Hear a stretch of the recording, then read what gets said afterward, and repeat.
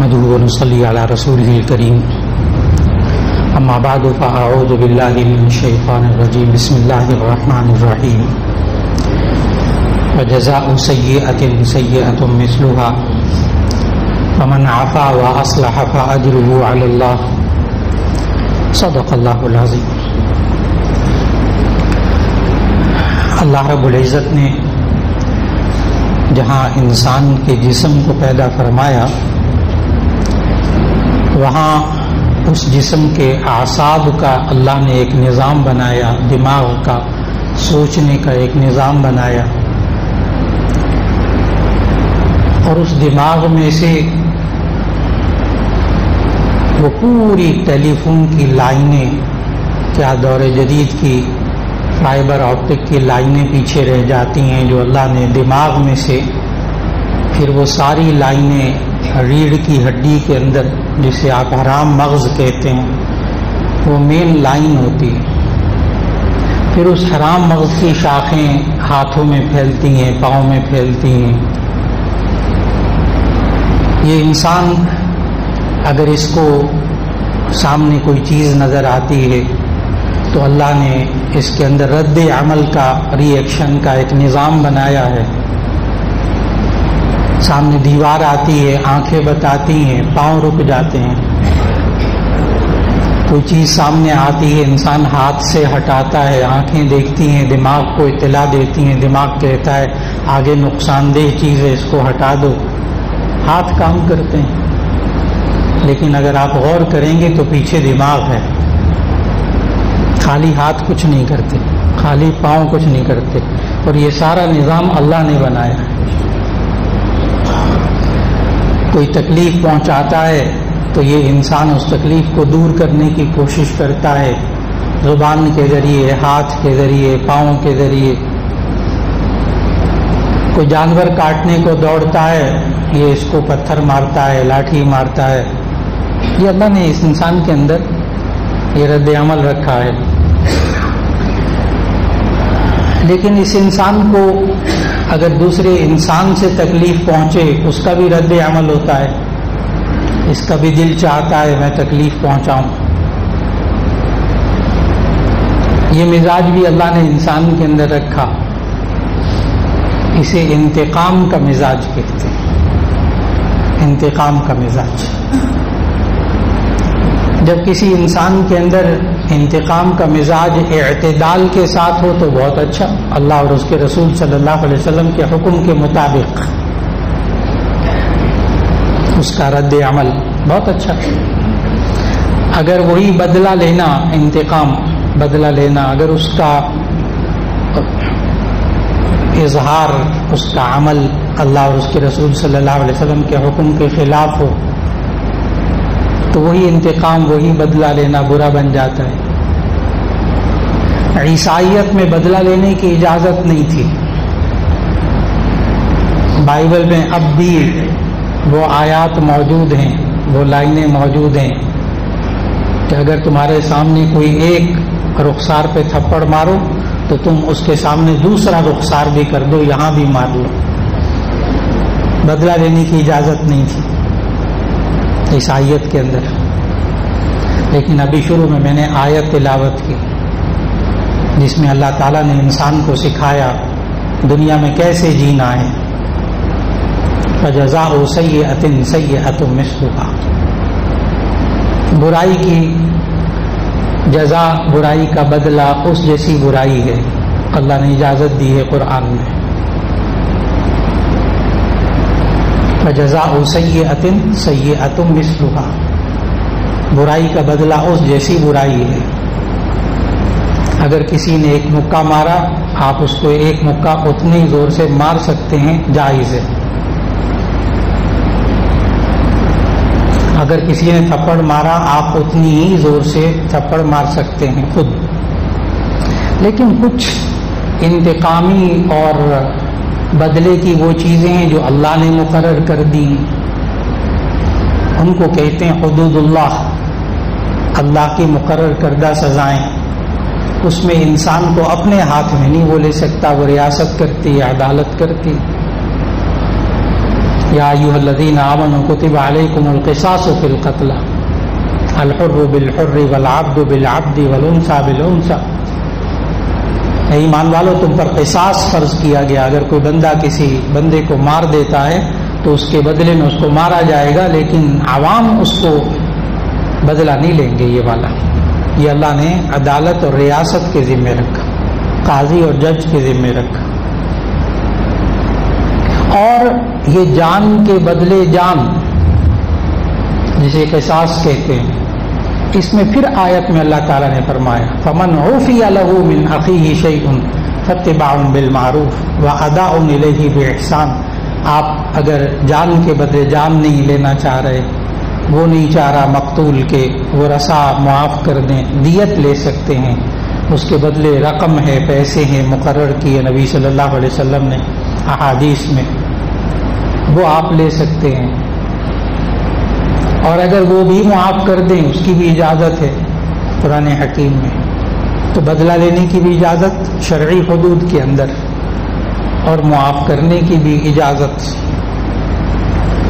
یہاں تک کہ اللہ تعالیٰ نے فرمایا کہ اگر کوئی دانت توڑے تو اس کے بدلے میں دانت توڑا جائے گا، ناک کاٹے اس کے بدلے میں ناک کاٹی جائے گی، کان کے بدلے میں کان، آنکھ کے بدلے میں آنکھ، النفس بالنفس والعین بالعین والانف بالانف والاذن بالاذن والجروح قصاص، زخموں کا بھی بدلہ، لیکن وہ عدالت لے گی، ریاست لے گی۔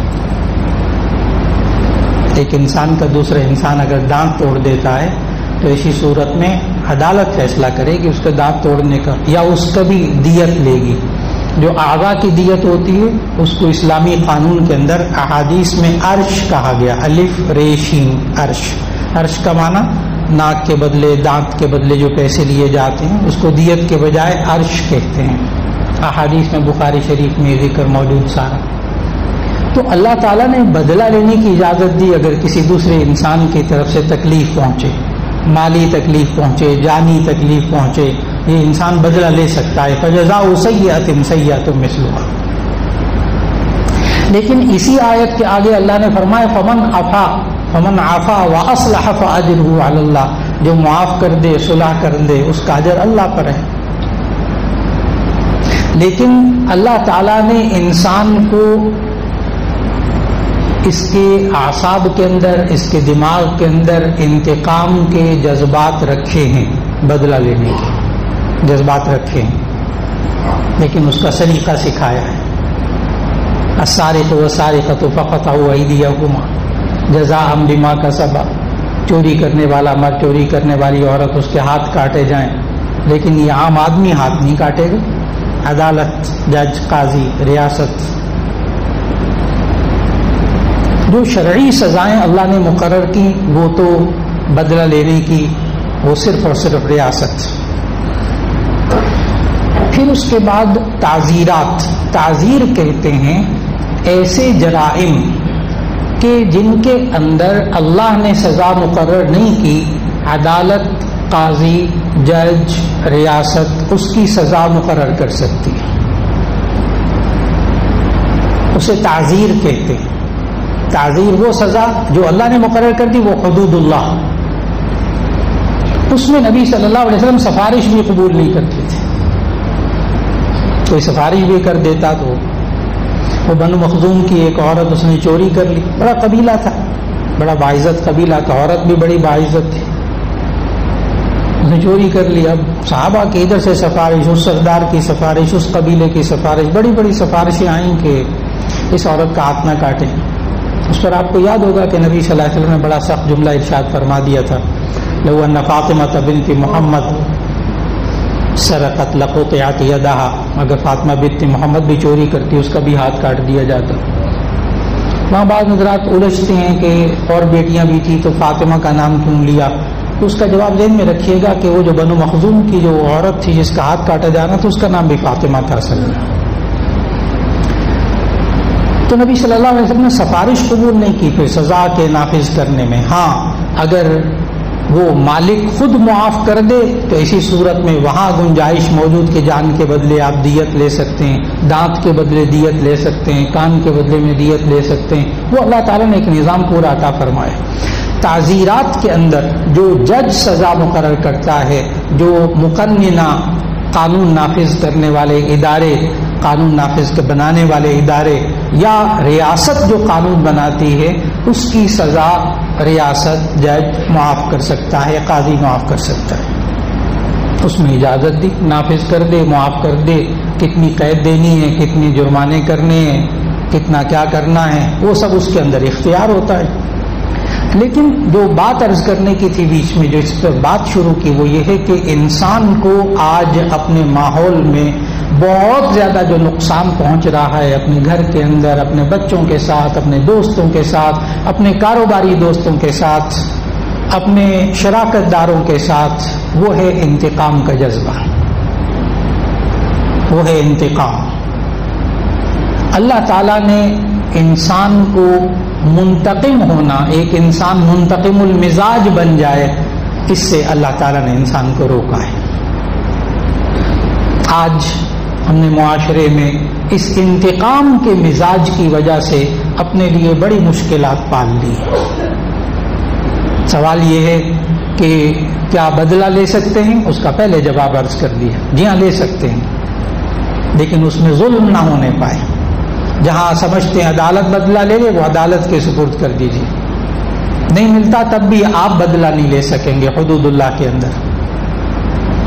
اور اگر معاف کرنا چاہیں تو معاف بھی کر سکتے ہیں، لیکن ہمارا معاشرہ جب یہ سوچنا شروع کر دے اور مزاج یہ بن جائے، کوئی ایک سنائے اسے دو سناؤ، کوئی ایک لگائے اسے دو لگاؤ، مولانا تب زندگی انسان سر اٹھا کر زندگی گزار سکتا ہے، ورنہ نہیں گزار سکتا. یہ ماحول، یہ جملے عام جملے ہیں گھروں کے اندر، بیوی بچوں کے ساتھ، بہن بھائیوں کے ساتھ. کوئی ایک سنائے اسے دو سناؤ، کوئی ایک لگائے اسے دو لگاؤ، اس کو ایسا مزہ چکھا دو. نبی کریم صلی اللہ علیہ وسلم کی جب سیرت طیبہ کا آپ مطالعہ فرمائے نا، تو آپ کو حیرت ہوگی کہ حضرت عائشہ رضی اللہ عنہا کی روایت ہے نبی صلی اللہ علیہ وسلم کے بارے میں کہ نبی صلی اللہ علیہ وسلم نے ساری زندگی اپنی ذات کی وجہ سے کبھی کسی سے انتقام نہیں لیا. ایک واقعہ نہیں ہے سیرت طیبہ میں، اپنی ذات کی وجہ سے کبھی کسی سے انتقام نہیں لیا. دیکھیے معاشرہ بنتا کیسے. پھر حضرت عائشہ رضی اللہ عنہا کی اسی روایت میں ایک دوسرا جملہ بھی ہے، پھر معاشرہ قائم کیسے رہتا ہے. اگر نہ بدلہ لیا جائے تو پھر دوسرا تو سر پہ چڑھ جائے گا، دوسرا تو میں دباتا ہی رہے گا، دوسرا تو میں نقصان ہی پہنچاتا رہے گا، پھر ہم کیا ہم اسی طرح رہیں گے؟ بھائی جو دب گیا تو دب گیا، جی نہیں. اگلا جملہ حضرت عائشہ رضی اللہ عنہا کا اسی روایت میں، ایک تو یہ کہ نبی صلی اللہ علیہ وسلم نے اپنی ذات کی وجہ سے کبھی انتقام نہیں لیا. دوسرا جملہ، اور اگر اللہ کے احکام کے خلاف ہوتا دیکھتے تھے تو پھر نبی صلی اللہ علیہ وسلم کے غصے کے سامنے کوئی ٹھہر نہیں سکتا تھا، پھر کوئی ٹھہر نہیں سکتا تھا، وہاں حکم نافذ ہوتا تھا پھر پورا پورا. آج معاشرے کے اندر جب میاں بیوی کا مزاج بن جائے نا، میں نے اس کو مزہ چکھا کے چھوڑنا، شوہر بیوی کو کہہ رہا، بیوی شوہر کو کہہ رہا، بچے جوان ہو گئے، اولاد جوان اولاد باپ کے بارے میں کہہ رہی ہے. ہمارے معاشرے کے اندر کھاتے پیتے گھرانے، بس میں اپنے باپ کو مزہ چکھا کے چھوڑوں گا. الفاظ ہیں اولاد، جوان اولاد کے منہ کے الفاظ ہیں. اللہ معاف فرمائے. میں باپ کو مزہ چکھا کے چھوڑوں گا، میں بیوی کو مزہ چکھا کے چھوڑوں گا. بیوی کہتی ہے میں اس کو تماشا بنا کے چھوڑوں گی، دیکھوں گی کرتا کیا ہے. بچے آپس میں، بھائی بھائی کو کہہ رہا ہے میں اسے بدلہ لے کے چھوڑوں گا، میں اس کی ذات کو نقصان پہنچاؤں گا. یہ سوچ ہے انتقام کی کہ جس سے آج کچہریاں اور جیلیں بھری ہوئی ہیں، مقدمات کی لائنیں لگی ہوئی ہیں، 90% مقدمات سارے انتقام. اور جو جیلوں میں سزائیں کاٹ رہے ہیں، عمر قید کے سزا کاٹنے والے، جیلوں میں بہت جانا ہوتا ہے، بہت جانا ہوتا ہے. جیلوں کے اندر جتنی تعلیم القرآن کے مکاتب ہیں ان سب کی نگرانی کرنا، ان کا رزلٹ وغیرہ ان کو دیکھنا، وہاں کے فلاح و بہبود کے کاموں میں لگنا، پاکستان کی 69 جیلوں میں سے کئی جیلوں میں جانا ہوا، اور ان جیلوں کے اندر جا کر جب قیدیوں سے، عمر قید کے قیدیوں سے جب سوالات کیے، چھوٹے چھوٹے آسان سوالات، جواب انتقام، کیسے پہنچے یہاں کیسے پہنچے، یہاں کیسے آ گئے، انتقام، یا وہ راستہ ہے ایک مقدمہ کر رہے ہیں، اس نے ایک مقدمہ کیا میں 2 کر دوں گا، انتقام، اس نے مجھے ایک مقدمہ کیا میں تو جھوٹے 3 مقدمے کر دوں گا۔ وکیلوں کے بھی کاروبار چمکے ہوئے ہیں، انتقام کی وجہ سے۔ نبی صلی اللہ علیہ وسلم بھی معاف بھی کر دیتے تھے، لیکن معاشرے کے اندر کیسے رہنا ہوتا ہے، کب تک معاف کریں؟ اگر تو کوئی غلطی ہوتی خادم کی طرف سے، ملازم کی طرف سے، کام کرنے والے کی طرف سے، تو پھر نبی صلی اللہ علیہ وسلم کا کچھ اور ارشاد ہے۔ ایک صحابی نے پوچھ لیا، یا رسول اللہ صلی اللہ علیہ وسلم، میں اپنے خادم کو دن میں کتنی مرتبہ معاف کروں؟ کتنی مرتبہ معاف کروں میں اپنے خادم کو؟ نبی صلی اللہ علیہ وسلم نے کہا 70 بار سے زیادہ ایک دن میں۔ اتنی غلطیاں تو ہمارے کام کرنے والے نہیں کرتے، ان سے غلطی ہو گئی نا، 70 مرتبہ معاف کر دو ایک دن میں۔ لیکن جب غزوہ بدر میں ایک شاعر قیدی ہو کر آتا ہے، وہ شاعر اس دور کے اندر اب بھی ہے کہ شعر و شاعری کر کے اور جناب اشعار کہہ کر لوگوں کے جذبات کو بھڑکانا، آگ لگانا، آگ بھی لگائی جاتی ہے، سنبھالا بھی جاتا ہے، دونوں طرح کیا جاتا ہے۔ تو اس دور کا جو میڈیا تھا نا، اس میں وہ شاعر کیا کرتا تھا کہ مسلمانوں کے خلاف کفار کو بھڑکاتا تھا، نبی صلی اللہ علیہ وسلم کے خلاف وہ بھڑکاتا تھا۔ بدر میں یہ قید ہو کر آ گیا، جب بدر میں قید ہو کر آ گیا تو نبی صلی اللہ علیہ وسلم کو کہنے لگا مجھے چھوڑ دیں، چھوٹے چھوٹے بچے ہیں، اب نہیں کروں گا۔ نبی صلی اللہ علیہ وسلم چھوڑ دی، معاف کر دی۔ احد میں پھر پکڑا گیا، یہی کرتا، جا کے پھر شروع کر دیا۔ احد میں پھر پکڑا گیا، جب پھر پکڑا گیا پھر وہی، میرے چھوٹے چھوٹے بچے ہیں، چھوڑ دیں مجھے، اب نہیں کروں گا۔ اس پر نبی صلی اللہ علیہ وسلم نے ایک جملہ ارشاد فرمایا جو حدیث کی کتابوں میں پورے واقعے کے آخر میں ہے۔ اس جملے کو ہمیں زندگی کا حصہ بنانا چاہیے۔ بڑا عجیب جملہ، بہت عجیب جملہ۔ نبی صلی اللہ علیہ وسلم نے اس شاعر کو پتہ کیا کہا، پھر نہیں چھوڑا، اب نہیں چھوڑا، دوسری مرتبہ نہیں چھوڑا۔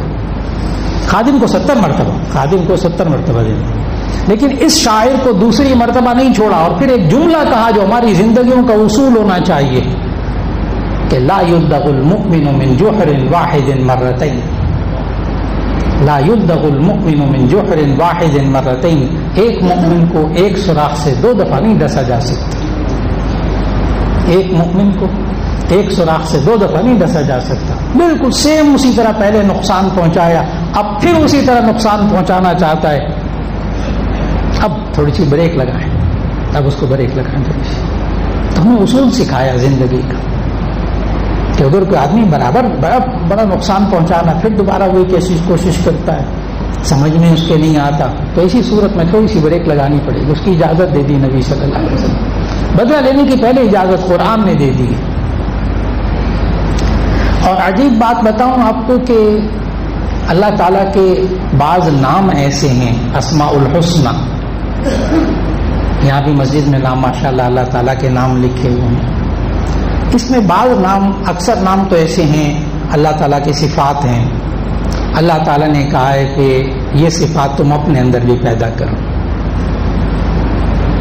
الرحمن، الرحیم، مہربانی کرو دوسروں پر، العفو، معاف کرو، میں بھی معاف کرتا ہوں، تم بھی معاف کیا کرو۔ لیکن چند نام اسماء الحسنہ میں سے ایسے ہیں جو اللہ نے اپنے لیے تو رکھے، بندے کے لیے پسند نہیں کیے۔ ان میں سے ایک نام المتکبر بھی ہے، اللہ کا ایک نام صفتی المتکبر، لیکن اللہ نے قرآن میں کہا ہے کہ اللہ متکبرین کو پسند نہیں کرتا، خود متکبر ہے۔ متکبر کا معنی سب سے بڑا، اپنے آپ کو سمجھنے والا، اور دوسرا حقیر۔ تو اللہ تو واقعی سب سے بڑا ہے، اس کے سامنے واقعی سب حقیر ہے، اس لیے اللہ کی صفت متکبر بالکل ٹھیک۔ بندے کو متکبر نہیں ہونا چاہیے. بالکل اسی طرح ایک نام اللہ کا ہے لکھا ہوا المنتقم. المنتقم انتقام لینے والا، یہ اللہ کی صفت ہے اور یہ قرآن مجید میں آئی ہے یہ صفت. لوگ آیتیں پڑھتے ہیں بہت، ظلم بھی کر لیے، دوسرے کا مال بھی کھا لیا، یتیم کا حق بھی مار لیا، بہو کا حق بھی مار لیا، بیٹی کا حق بھی مار لیا، بہن کے بھی جائیداد کھا گئے، دوسرے کے اوپر حق قبضہ بھی کرے. ان اللہ غفور الرحیم، مولانا نہ ڈرایا کریں اتنا. آیتیں پڑھتے ہیں لوگ، ان اللہ غفور الرحیم، اللہ بڑا بخشنے والا، بڑا مہربان ہے، آیت رحم کرنے. بھائی آپ مولوی لوگ ڈراتے ہو بہت زیادہ. جب کبھی ایسا یہ آیتیں یاد آئے نا، دوسرے کا حق مارنے کے بعد یہ آیتیں نظر آئے نا، تو پھر ایسی صورت میں ایک آیت اور بھی پڑھ لیجئے گا، ان اللہ عزیز ذو انتقام. اللہ تعالیٰ زبردست ہے اور انتقام لینے والا ہے. دنیا میں لے لیتا، دنیا میں لے لیتا اللہ انتقام. اور یہ اللہ نے قرآن میں سمجھایا، میں چھوڑتا نہیں ہوں کسی کو. اللہ نے کہا وَلَوْلَا دَفْعُ اللَّهِ النَّاسَ بَعْضَهُمْ بِبَعْضٍ لَفَسَدَتِ الْأَرْضُ.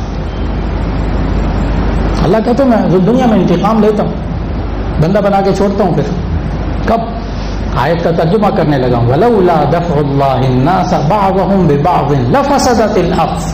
اگر اللہ بعض لوگوں کے ذریعے بعض کا دفاع نہ کرے تو زمین میں فساد پھیل جائے. کیا اللہ ویسے تندناتا چھوڑ دے گا ایسے بندوں کو جو لوگوں پر ظلم کرتا پھرے؟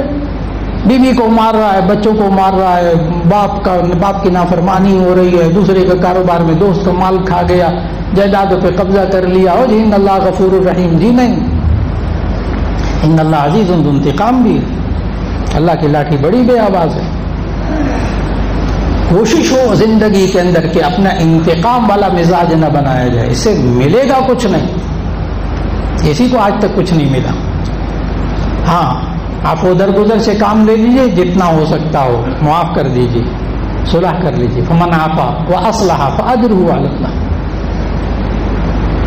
آج ہی والے معاملات ہیں کہ بیٹی کی شادی کر دی، اگلے گھر میں پہنچ گئی، وہاں کچھ ہو جاتی ہیں اونچے نیچے، کبھی ہاتھ اٹھا لیتے ہیں، کبھی تنگ کرتے ہیں، کبھی ظلم کرتے ہیں، کبھی کچھ کرتے ہیں. بیٹھیے سمجھائیے، انتقام پہ نہ آئے، انتقام پہ نہ آئے.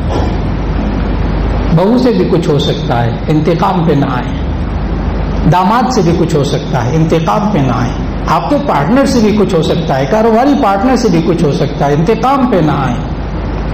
اس لیے اسے ملتا کچھ نہیں ہے. آج ہم لوگوں نے اپنے معاشرے کے اندر انتقام کی آگ کو بجھا کر ہم نے شاید خود سکون حاصل کرنے کی کوشش کی ہے، جس کے نتیجے میں ہمیں کچھ فائدہ نہیں نظر آتا. کبھی بالآخر انجام میں انسان خسارے میں رہتا ہے. آج کی نشست میں صرف یہ عرض کرنا تھا کہ ہمیں اپنی گھریلو زندگی میں، میاں بیوی کی زندگی میں، بچوں کی زندگی میں، کاروباری زندگی میں منتقم اللہ تعالیٰ ہے، وہ دیکھ رہا ہے. ہم کوشش کریں کہ ہماری طرف سے زیادتی نہ ہو، ہماری طرف سے دوسرے کو تکلیف نہ پہنچے. دوسرے کی تکلیف کو پہنچے، دوسرے سے تکلیف پہنچے، عفو درگزر کا راستہ بہت موجود ہے. لیکن اتنا بھی بیکار بندہ نہیں بننا کہ دوسرا تنگی کرتا رہے اور ہاتھ بھی نہیں ہلانا اور کرنا بھی کچھ نہیں ہے، دفاع بھی نہیں کرنا. نہ، اس کے اللہ نے اجازتیں دی ہیں، اس کے طور طریقے اختیار کر لیے جائیں، لیکن اس طریقے سے کہ اگلا پھر سمجھے کہ یہ مجھ سے انتقام نہیں لے رہا، میری اصلاح کر رہا ہے. اس سے انشاءاللہ دلوں کو سکون ملے گا. بہت سے جھگڑوں کا خاتمہ ہو جائے گا، بہت سے گھر اجڑنے سے بچ جائیں گے، بہت سے کاروبار اجڑنے سے بچ جائیں گے، بہت سے دوست جدا ہونے سے بچ جائیں گے، بہت سے رشتے بس جائیں گے. وآخر دعوانا